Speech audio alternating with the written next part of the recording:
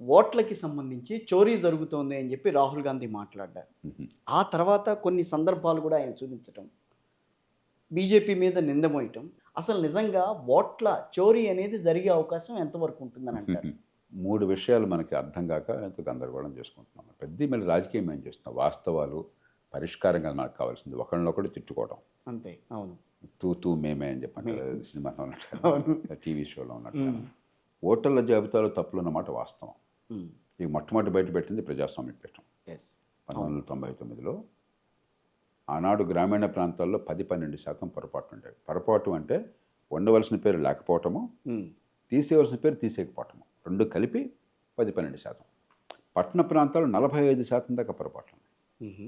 హ్మ్. పట్టణాల్లో పక్కింటోళ్ళకి తెలియదు. అవును. పేరు రాయించుకుంటారు, వెళ్ళిపోతారు. వెళ్ళిపోతారు. అవును. ఎవరు దాని గురించి పట్టించుకోవాలి.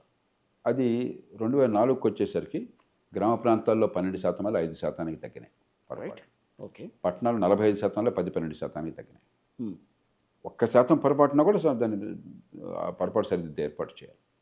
ఓకే. కాబట్టి మొట్టమొదటి అర్థం చేసుకోవాల్సింది పొరపాట్లు ఉన్నవి. ఇంత పెద్ద ప్రక్రియలో ప్రపంచంలో ఏ దేశంలోనైనా పొరపాట్లు దొరుకుతాయి. హ్మ్. మన దేశంలో ఎంత అసమర్థ పాలన ఉందో మనకు తెలీదా? హ్మ్. ఇప్పుడే అనుకున్నాం కదా. అవును. వాచ్ చూడడం తెలియని వాళ్ళు రేపు పొద్దున్న గవర్నమెంట్ ఉద్యోగం అయిన తర్వాత ఏమవుతుంది అక్కడ?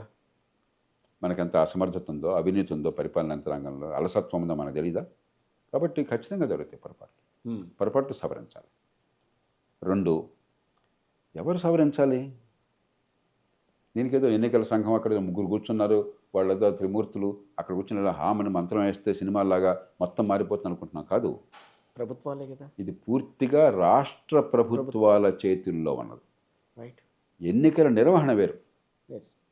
కానీ ఓటర్ల జాబితాలో మార్పులు, చేర్పులు ఈ 2 నెలల్లో జరగవు. అవ్వవు. ఒకసారి అసలు ఎలక్షన్ నోటిఫై చేశాక ఓటర్ల జాబితాలో మార్పులు ఉండవు అసలు. హ్మ్. మిగతా 10 నెలల కాలం, 4 ఏళ్ల 10 నెలల కాలం జరిగేది ఓటర్ల జాబితా ప్రక్రియ.